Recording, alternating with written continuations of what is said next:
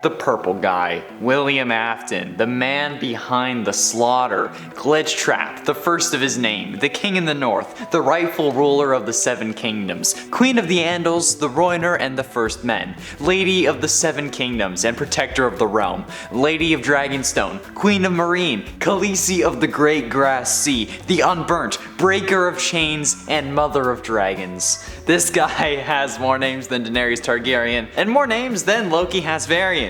But one thing is for sure, William Afton does not stop killing. Whether he's accomplishing some form of sick goal, or he's just doing it from beyond a coated and glitchy grave, the Purple Guy always comes back. But out of all of his victims, which are the most notable? That's what we're exploring today. Greetings gamers and welcome back to Top 10 Gaming. I'm Connor Monroe and this is the Top 10 FNAF Purple Guy Victims. Let's do it. Also, I know that Daenerys isn't the King of the North, but I just wanted to give him more titles, okay? And at 10, Henry. Now, there are many ways to consider Henry a victim of the Purple Guy, but he's first because not many of them are as direct as others. While we do see Henry get killed by a baby in FNAF World, in the main series games he lives on in FNAF 6, where he then gets burnt in a fire. Unless baby kills him in the FNAF 6 location before the fire can, since, you know, he cut her off earlier, but that's still just speculation. However, Henry was also the victim of Purple Guy's crimes when Charlotte died, as seen in FNAFs 2 and 6, as well as in the books, since Henry lost his book daughter Charlie to William when she was only 3 years old. Remember, when someone takes a life, the one who dies isn't the only victim. Their family and friends, anyone who loved them, are a victim as well.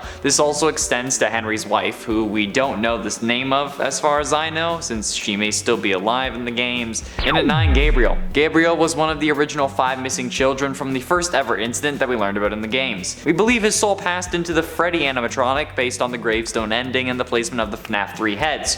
Gabriel hasn't really ever gotten much of a description, aside from a brief mention in the books, but that description could also be referencing Jeremy, and it's just based on Crying Child from FNAF 4's 8-bit minigames, so there isn't really much validity to it. But I wonder how Gabriel feels about being the mascot of the company in essence, cause you know, with over 25 versions of the character being present throughout the separate games, you're a pretty popular fellow. I originally had a theory that we played as someone named Gabriel in FNAF VR, since we ended up getting stuffed into the Freddy animatronic in the pizza party ending, but I think that Gregory from Security Breach will be a better Gabriel comparison, especially with this whole hiding in Glamrock Freddy thing. And at 8, Susie. Susie was the first to die, which is pretty horrifying when you think about it, but also kinda liberating if you think about it in another way. Horrifying because, like, you know, you get killed out of nowhere and that sucks hard.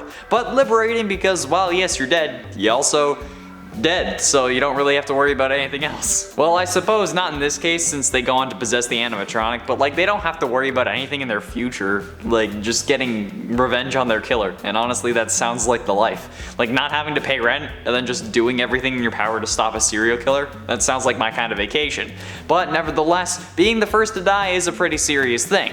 We know she was the first thanks to Withered Chica's voice line in Ultimate Custom Night, and keep in mind that the Withered animatronics are the original ones after being decommissioned when the restaurant closed prior to FNAF 2, since FNAF 2 is still a prequel and one of the first games in the timeline, so she is Withered Chica, even if she's also Chica. Gotta love the games. And at 7, Fritz. Fritz is also one of the original 5 missing children, being the victim who possesses everyone's favorite animatronic, Foxy. I guess in a way it was meant to be, given that both of their names start with an F and are shorter than their other names. The others actually also have similar names to their animatronics as well. Gabriel has the same amount of letters as Fazbear, Jeremy has the same amount of letters as Bonnie, and Susie and Chica have the same amount of letters as well. That's freaking weird, man. But not much else is known about Fritz. There originally was a theory that Fritz was a good guy who wanted to help the player in FNAF 1, but that was debunked in Ultimate Custom Night during like an April Fool's update or something, where Foxy's mechanics were changed to just like block one of the doors instead of kill you. Like, this was actually a joke though, since other mechanics were referencing other theories as well, like Phone Guy being Springtrap, and like, cause well, Springtrap couldn't be moving when Purple Guy was talking, as well as like Nightmare Freddy making you wake up from your nightmare, and that was referencing to Dream Theory. I mean, like, I wish I could wake up from this nightmare though. Oh wait, this is real? I talk about FNAF on the internet daily. That's actually a thing? I'm not having a nightmare? Oh great. And at 6, Elizabeth. Elizabeth was an unintentional victim of the Purple Guy, given that Elizabeth was in fact his daughter. In the aftermath of his murder den closing, Afton set up shop in a new restaurant he owned called Circus Baby's Pizza World. At least one that he started opening, where the feature animatronics were actually giant murder robots hungry for the flesh of children. Because, you know, that's what this series has come to at that point. He warned his kids to stay away from the animatronics, especially his daughter Elizabeth, since she had such a fascination with the main star baby, but she didn't listen. So in a moment of ultimate regret, she done got herself scooped, basically insta-killing her while baby's arm grabbed her, pulled her in, and then crushed her and put her in a storage unit. While he didn't kill her directly, he still killed her, and then even victimized himself since, you know, it was his daughter that got scooped, and William's also a victim because he killed his daughter. But then this leads him to discover possession at the hands of Agony, but I don't think that he knows that it's Agony, but then that completely changes his motive, so he goes on to commit more murders. It's a pivotal death in the Purple Guy chronology, or story. I fight through into number 5, Vanny. Vanny is kind of a different victim in the sense that she isn't dead, but she has been controlled by Afton in the form of a mind virus that is just pretty damn ridiculous even for the FNAF series. But presumably getting caught by testing the FNAF VR game, or maybe through FNAF AR, she gets partially controlled by William. Hence the potential double personality that we see as hinted at through the FNAF AR emails. But this could also just be Tape Girl that we hear in FNAF VR, who is the one who gives you false information about how to beat Glitch Trap. Vanny, we know, is a victim of the Purple Guy since, well, he's been the only killer in the series up until this point, and she wears a fabric bunny suit, alluding to the fact that William had his spring bunny suit that turned him into Spring Trap and, you know, the whole Glitch Trap thing. Gotta love them parallels. This is how serial killers are caught, though. Like, change your MO every once in a while. They only catch the stupid criminals, so don't be stupid. I mean, don't be a criminal. Especially, just don't do it. And at 4, Jeremy's. As I said in the Souls Trapped in Animatronics video, Jeremy is one of the biggest troll names in FNAF history, being used for 3 separate characters, which, I mean, doesn't sound like a lot, but for FNAF it is. However, only 2 of them are the direct victims of Purple Guy. Jeremy is the name of one of the original missing children, and as I said earlier, he goes on to possess Bonnie. The other Jeremy is a playtester for the Freddy Fazbear Virtual Experience, the game we tested in FNAF VR, the one who tested it before Tape Girl, who ends up finding the Glitch Trap anomaly and causes him to go mad.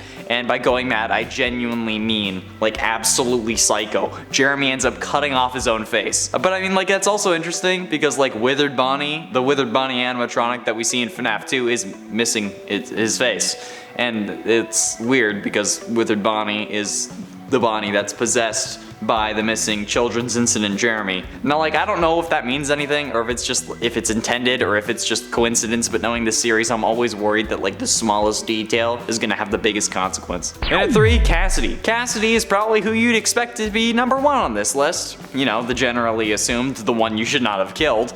The missing children's victim who went on to possess Golden Freddy.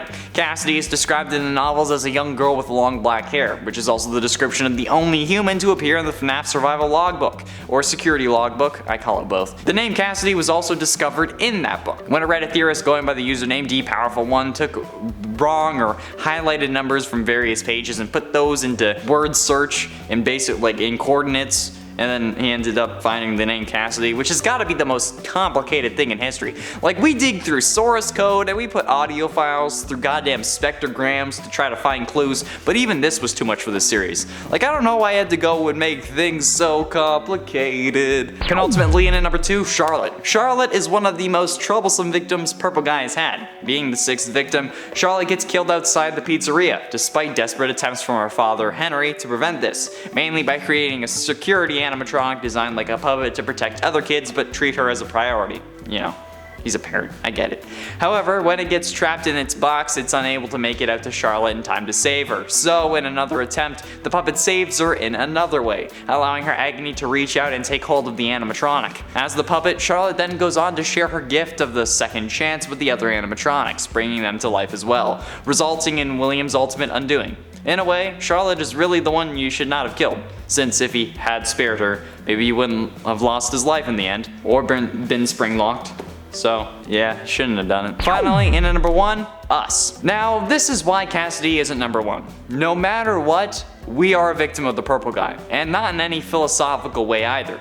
We are a direct victim of the Purple Guy, or William Afton, or Glitch Trap, or whatever you want to call him. Since, thanks to FNAF VR, no matter what you do, you end up losing at the end of the game. You either merge with him and join him on stage, or you complete the ritual only to get locked away in your own mind as William walks free in your body, or the easier one, we get stuffed into Freddy at the end of the pizza party minigame. But if you end up collecting all 16 tapes and actually fully complete the game, you're a victim of the Purple Guy. Like, he uses your body to commit whatever comes next. I mean, we could be Vanny, we could be Tape Girl giving it another shot, we could be some random bystander, but either way, we the player get gotten by this toxic, poisonous grip that is the Purple Guy. So, yeah, I'm gonna put myself at number 1. There you have it, friends, the top 10 FNAF Purple Guy victims. Who do you think should have been number 1, and is there anyone that you think I missed? Be sure you let me know down below. Thank you all so much for watching. I have been and shall remain Connor Monroe, and I'll see you in another video.